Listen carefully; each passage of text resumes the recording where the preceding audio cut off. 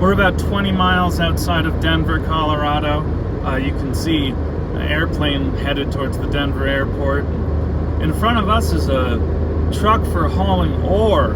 It's a pretty big chassis truck that has that kind of triangle-shaped body that you can see from the back there, so that the ore can be dumped out of the chutes at the bottom of the truck. But we're getting towards the mountains. I can't quite make them out. I think that might be them in the distance there. And with these mountains, I mean, the earth just, threw itself up into the sky and gave us commercial access to all kinds of different interesting minerals and rock deposits and all kinds of formations. So as we leave eastern Colorado and head into central Colorado and the mountains and on through,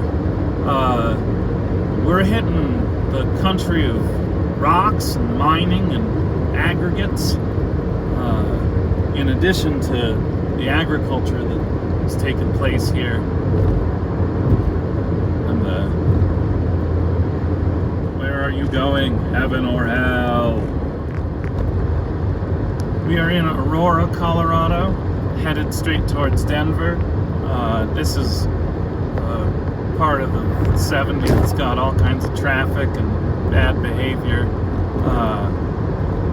And also there's millions of people who live in the surrounding mega metropolis. I just passed a couple of Amazon distribution warehouses. Each one of them was maybe 500,000 square feet, and there was another one being built next to it. So, yeah, it's a huge, huge place. Very spread out, but very, very dense. And just ahead of all of it is the Rocky Mountains, which you should just be able to see in the sort of morning, I'll call it atmosphere, and keep it kind of neutral as to whether or not that's fog or smog. What we're driving through right now is an absolutely massive commercial district. All of these warehouses and distribution centers are engineered concrete products, usually kind of tipped up into place like that after they've been curing for a while. There's a railroad line next to us. We're going westbound on about 6 lanes of highway, and there's looks like 6 lanes going the other way too. But between here and there is just miles and miles and miles of enclosed flat warehouse or office or home.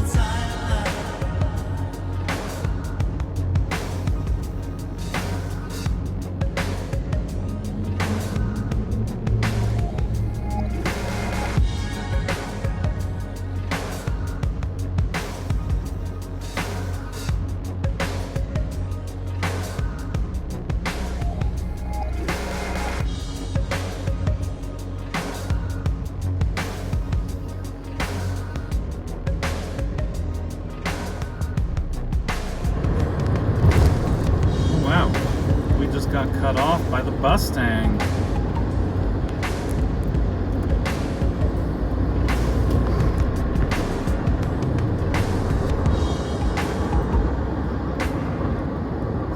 For the first time in a few thousand miles, topology. Look at this. Mountains, escarpments, uplifts, we're going up, up, up. We're already a mile above the ocean, and there's so much more land beyond this other land, even higher in the sky than we already are. Behind us is 1,500 miles of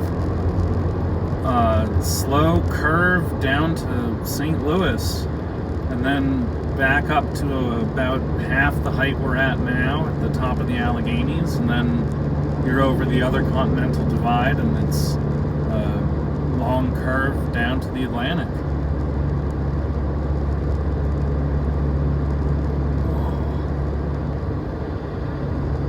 It's the face of the Rockies. We're just outside Denver. We're climbing Lookout Mountain, and I'm getting off at this exit in order to see the lookout, but we are stuck behind what looks to be most of the framing of a house.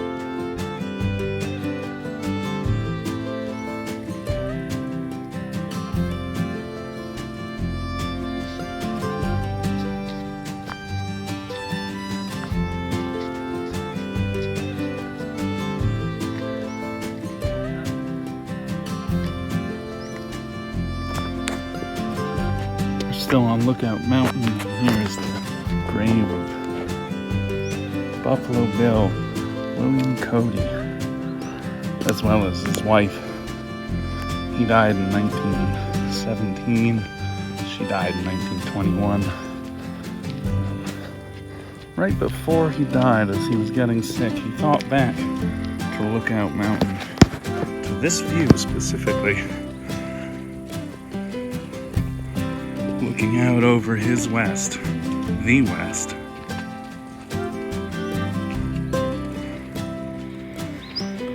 The biome here is beautiful.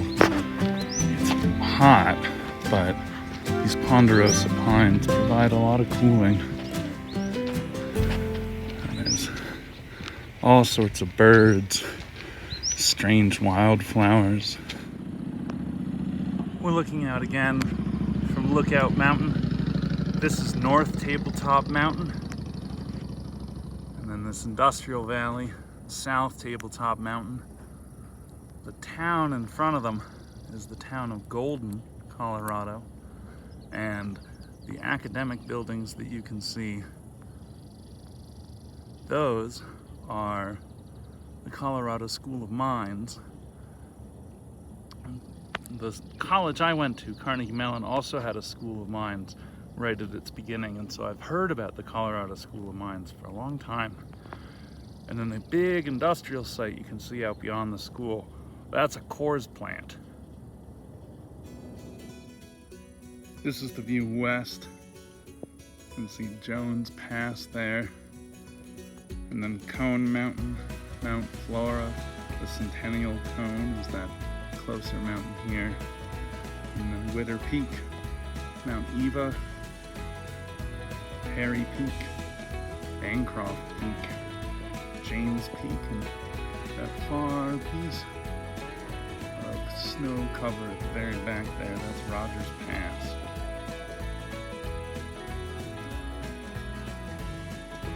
It's getting up to be about 90 degrees. It's hot. I gotta keep on driving. Wow. They have taken a lot of earth out of the earth over there.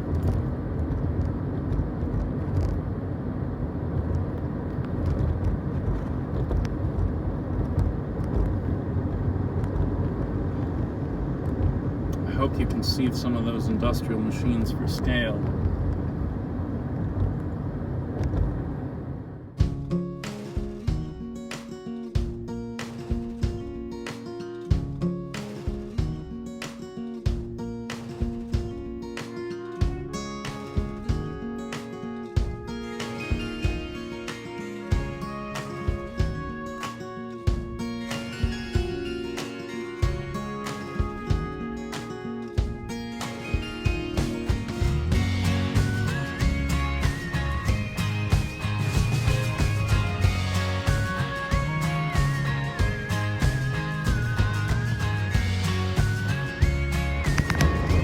This here is the roof of the world. The highway here is at about 9 or 10,000 feet.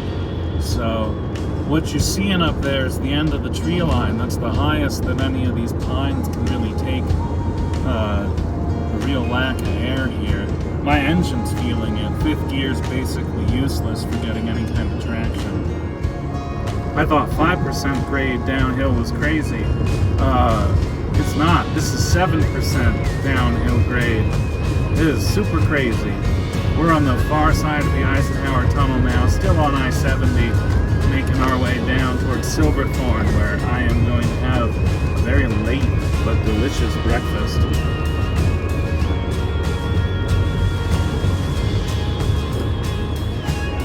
So we're coming through the Western Rockies now, past Silverthorne. We're headed out towards Grand Junction. We're on the downslope. We got up to 11,000 feet or so at the Eisenhower tunnels, and then Silverthorne's down at 9,000, and Grand Junction's down 4,000, 5,000 feet or so. This land has buckled and cracked upwards, and this stone, which hasn't seen weathering of any kind for millions and millions of years, is finally being exposed to the elements and releasing all of the nutrients and micronutrients and macronutrients that it has kept locked up in itself under the earth. We are truly spoiled. These things are just one beautiful thing in nature, in one state of our union. We live in land that is so amazingly more beautiful than the civilization that we've put onto it. It will outlast us, though the biology might not. I heard you like trucks, so I put a truck on your truck.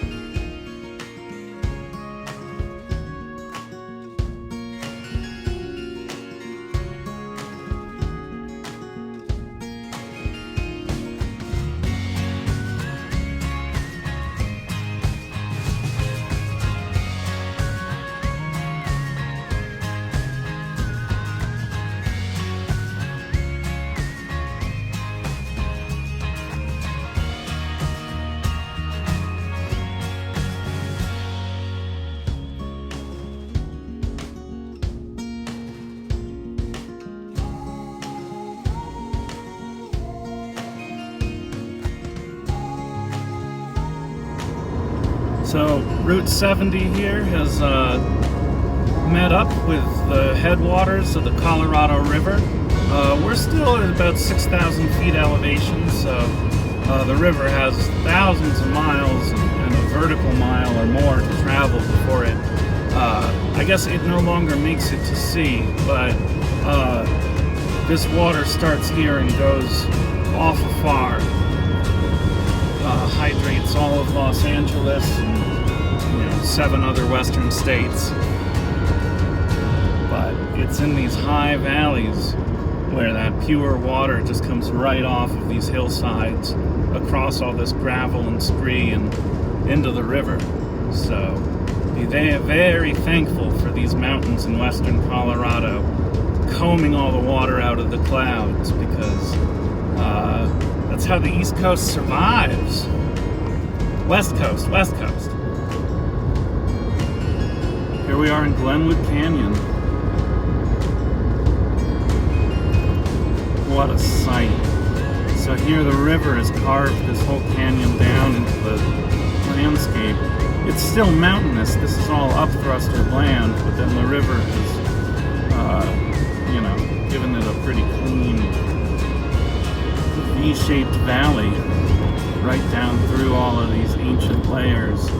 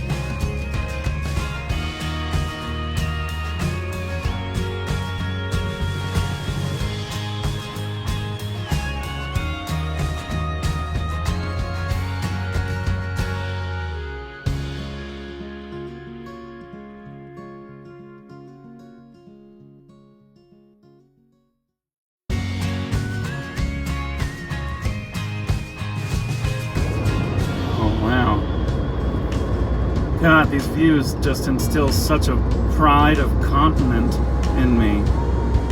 What landscape, what inspiration, what a bounty of a country we live in.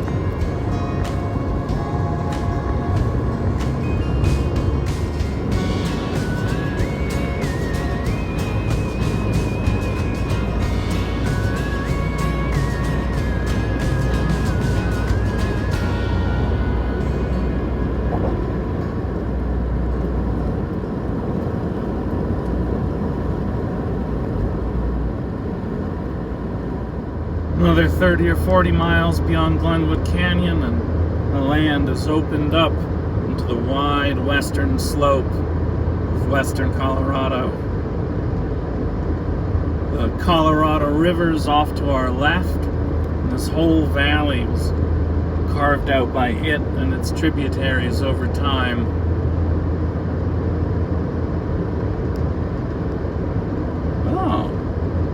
Some train cars stopped off on our right.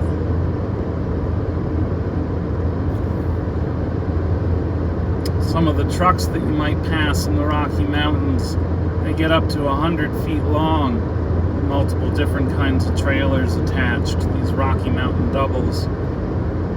Train business, you talk about trains that are 10,000 to 12,000 to 15,000 feet long as your vehicle length.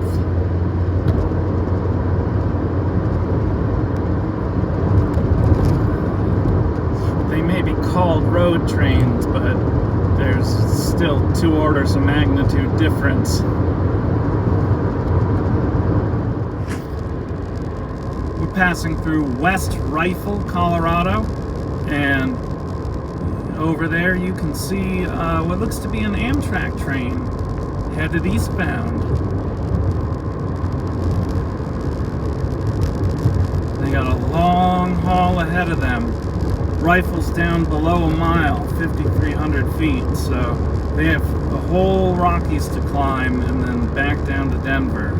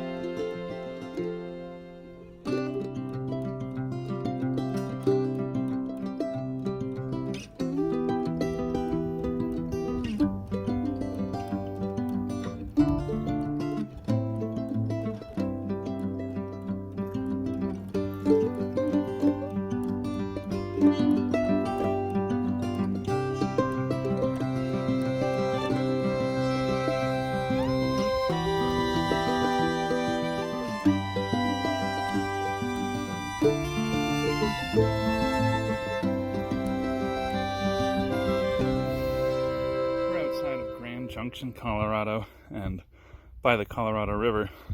And I just wanted to take a little film of this community aquifer, this irrigation. Oh, and maybe there's a horse that thinks I'm a friend. This is typical of Spanish settlement here, that you do this kind of mega project stuff. Oh, the horse wants a friend. Are you a friend, horse? Let me see. Hello. Hey. Oh, you're wonderful. It's great to meet you. Are you thirsty? Cold water? Oh. No, cold water? Cold water? No. You guys got water. Oh, you're a big horse. It's great to meet you. Oh, you want to come over here? Yeah? And meet me? Or you don't? Yeah, buddy. I am sniffable. Your buddy's in the way. I know. Ugh. Perhaps your hands. I can meet you over here. Hello. Hello. Oh, good to meet you. Good to meet you both. Hey, hey, hey, hey. I'm gonna go. Nice to meet you guys. Bye. Actually, round 2 with these horses. So I realized they're actually standing just next to an irrigation gate. So this channel continues out past another few fields and then out to the Colorado River, which is just between that green hillside there and the closer green trees. So what water does run towards the Colorado is stopped and tamed and managed, useful for the town here, and then released on. And these are, at least traditionally, they were community managed, essentially a really early democratic co-op. And the theory is that these channels actually predate Spanish settlement and were set up by the Indians who lived out here.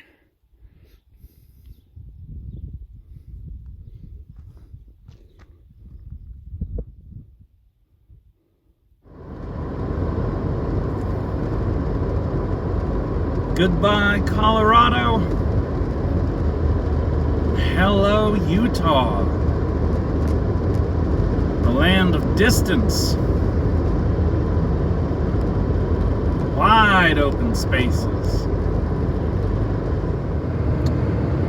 So here comes a triple pup trailer.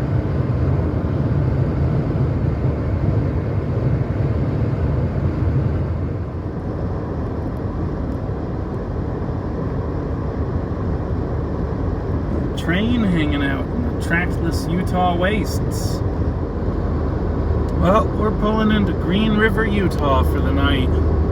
We have made it across most of the Rockies, and now we're going into the long, flat tablelands of Utah and Nevada, and then up the Sierra Nevadas and on to California.